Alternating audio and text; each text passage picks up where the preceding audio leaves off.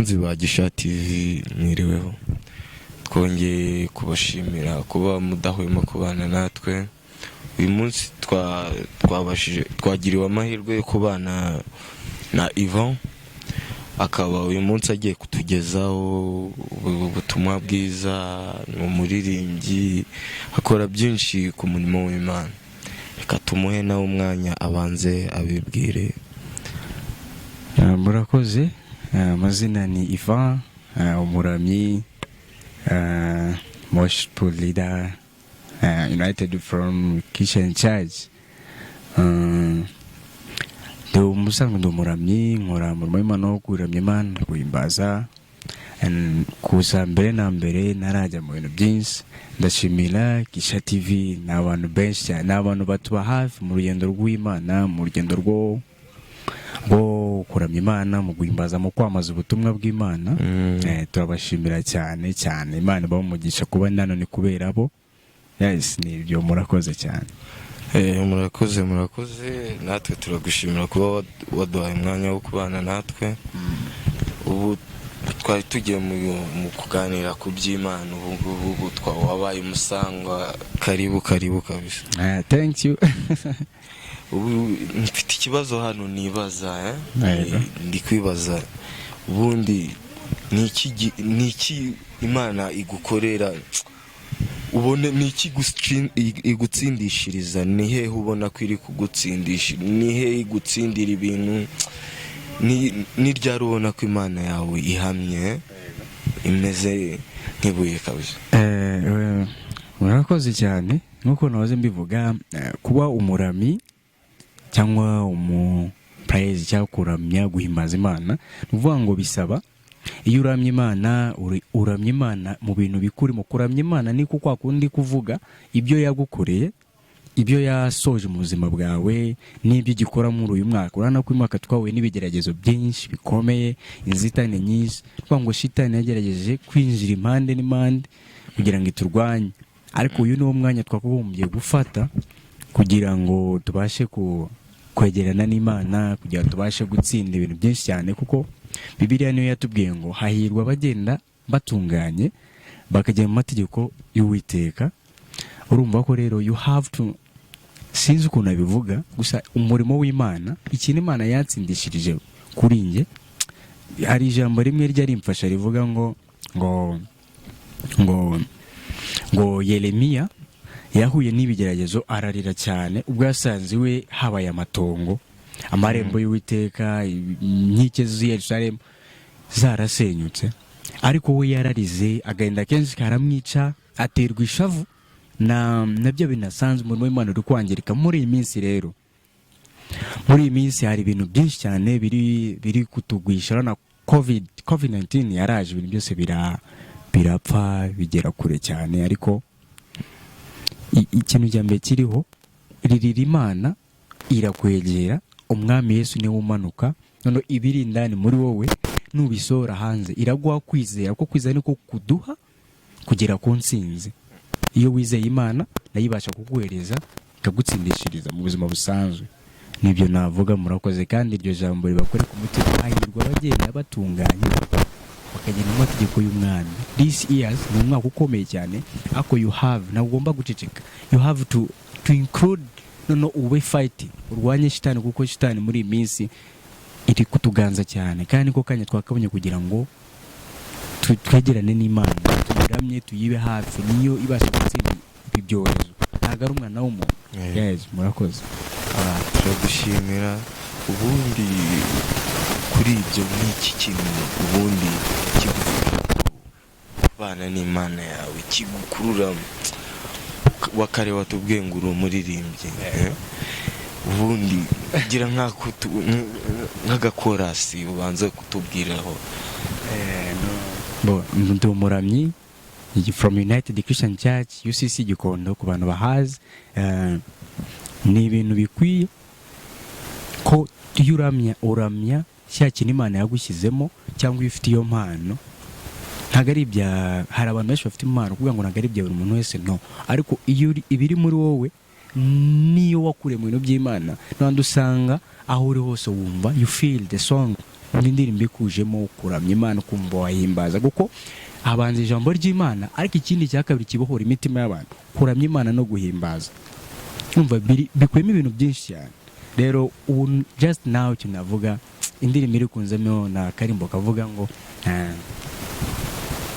sinabona amagambo menshi shimwa Mana kuko ndamahoro mutima wanjye himbaza iyo Mana unezerwe kuko ndamahoro mutima wanjye himbaza iyo Mana unezerwe kuko ndamahoro sinabona amagambo menshi shimwa Mana kuko ndamahoro mutima wanjye himbaza iyo Mana unezerwe kuko ndamahoro.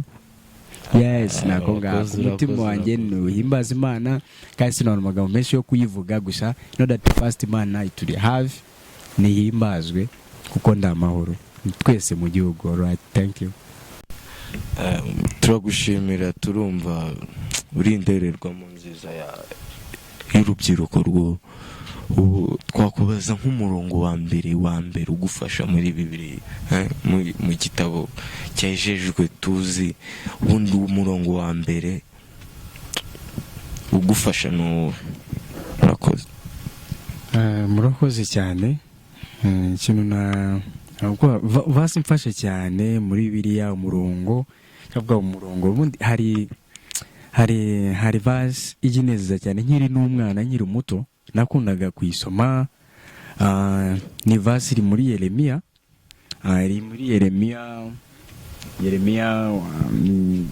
umurongo wa mbere ni igice cya 5 aravuga ngo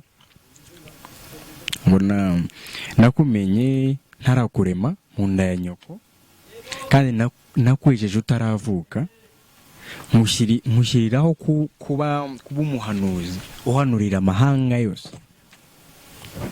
Nagushyiraho kuba umuhanuzi uhanurira amahanga yose. Iryo jambo ryaramfashije cyane kuko Imana urabizi ko Imana ijya kuturema uvuga ngo yakuremye gushyiraho kugira ngo ube indererwamo. N'ijambo warukoresheje cyane urumva ko jambo kweshe mu kandi bavuze ati urinderwamo imurikira abantu muri gospel mu kuramya Imana no guhimbaza ko aho ndi yusisari kikondo ndi kuramya Imana ndi guhimbaza mpimbaza Imana ariko nyiri muto narabikundaga uvuga ngo ndindererwamo imurikira rubanda urubyiruko rugenze rwanjye kugira ngo twegere Imana tuyiramye tuyihimaze yatumenye yaturemye kandi tumenya tukiri urusoro mu nda ya ba mama mu nda ya nyoko mu nda ya mami wawe aho uri hose. Rero icyo waremewe icyo wavukiye ni ukuyiramya. Ushobora kutayiramya uhimbaza cyangwa ukora ibindi bintu ariko ufite impano yo kugenda ukigisha abana ku rusengero ukabatoza utuntu nk'utwo ukabakunda kubarera kugira gute corde dimanche abantu benshi babizi baba bakora ku rusengero abamama. Ariko wowe uri umusore ushobora kwigisha abana kubyina drama team.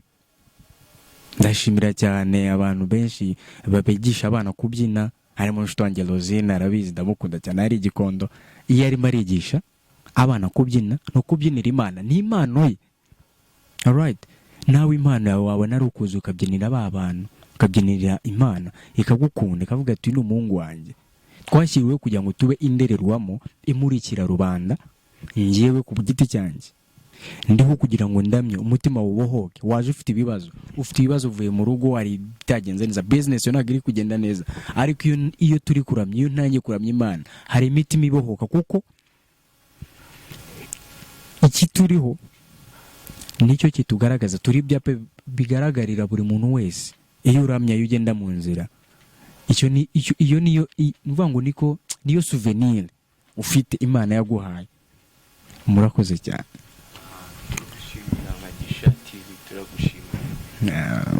Naye ndabashimira cyane. Ubu twagusaba twagusaba nk'uturirimbo tubiri indirimbo ebyiri reka ndeke kuvuga uturirimbo indirimbo ebyiri z'Imana tukagusaba. gusezera tukagushimira umwanya wabanye natwe. Yego. Sawa. Murakoze cyane. Indirimbo nk'ibyo mvuze turinderwamo zimurikira rubanda, aba worship, umuhanuzi hava akagera, umuririmbyi hava akagera, nongeye mbisubiremo, urindererwamo imurikira rubanda, urindererwamo umuntu wese yirebamo akabasha gukizwa, urindererwamo buri muntu wese abasha, sinzi ukuntu abivuga ariko reka Imana ikomeze iganze muri wowe, ninangira kuramya, ninangira guhimbaza Imana, ugendane nanjye indirimbo igufashe cyane, kuko igihe turimo ntabwo cyoroshye, ariko tugomba kuba concentré n'Imana, kuko Imana iravuga ngo ugendera mu mategeko yanjye akanyizera nzamuba hafi, kuko ngo nubasha gukora iby'ubutwari. Kandi ke kuvuga byinshi, ariko hari indirimbo irimo amagambo avuga ngo